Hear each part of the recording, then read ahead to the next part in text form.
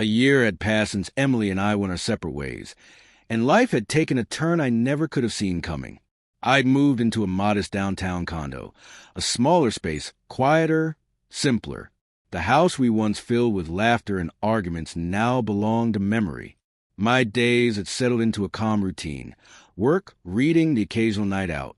It wasn't exciting, but it was peaceful. And after everything, peace was enough.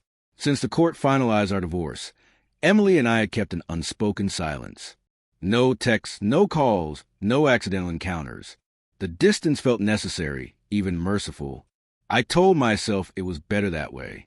Facing her again would have only stirred the ashes of what we both tried to bury.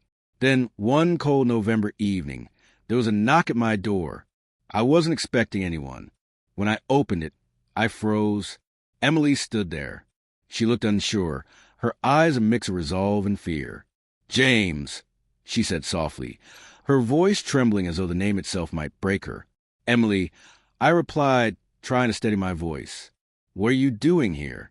"I know it's sudden," she said, twisting her fingers nervously, "but I need to talk to you. It's important." My mind raced.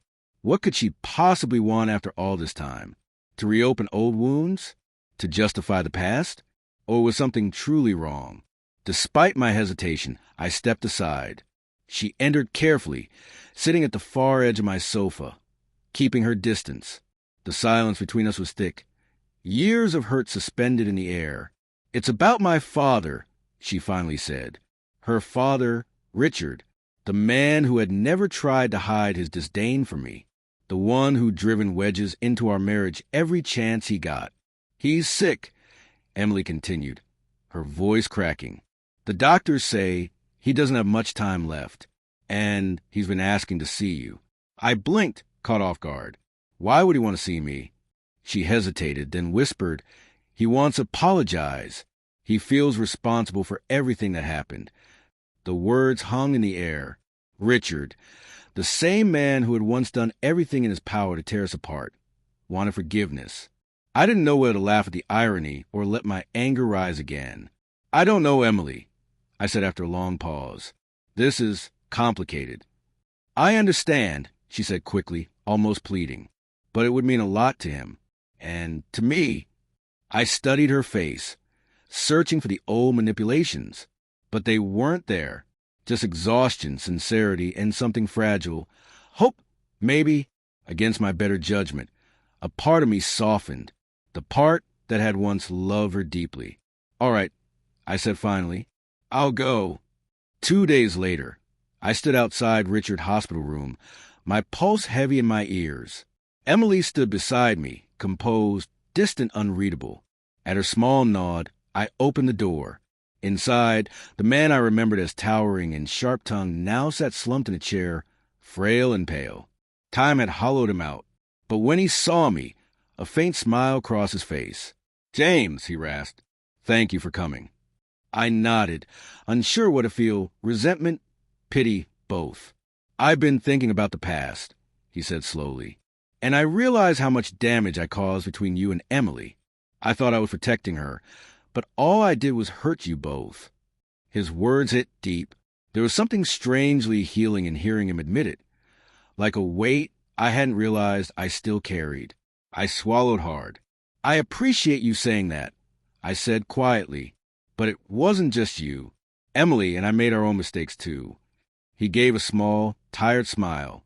"Maybe so, but I still hope you can forgive an old man for what he did." For a moment, the room fell still, just the hum of hospital machines and the sound of our breathing. Then I exhaled. "I forgive you," I said, "and I mean that." The tension seemed to dissolve in the air. For the first time in years, there was peace between us. Quiet, fragile peace. In the days that followed, Emily and I stayed close, helping care for her father as his strength faded. We didn't fall back into old habits. There were no confessions, no rekindled promises. But there was a mutual gentleness, a respect born from shared grief and understanding. When Richard passed, we stood side by side at his funeral, not as husband and wife, but as two people who had endured, who had survived one another, and somehow found grace in the aftermath. Afterward, We spoke, not of betrayal or blame, but of memories, of lessons, of how far we had both come. We didn't fall back in love. That story had already ended. But for the first time since everything fell apart, I could look at her without anger, without pain, only acceptance. Months later, an envelope arrived from Richard's attorney. Inside was a modest inheritance and a handwritten note. James, thank you for forgiving me. Use this to begin something new. You deserve it. I stared at the note for a long time, feeling something uncoil inside me. His final gesture wasn't about money. It was about release. That night, I realized something I hadn't before. When Emily came to my door that cold November evening, I thought she'd reopen old wounds. I never expected she'd deliver closure. We didn't find our way back to love. We found something rarer, peace. Forgiveness, I learned, isn't a gift you give the other person. It's the gift you give yourself when you're finally ready to let go.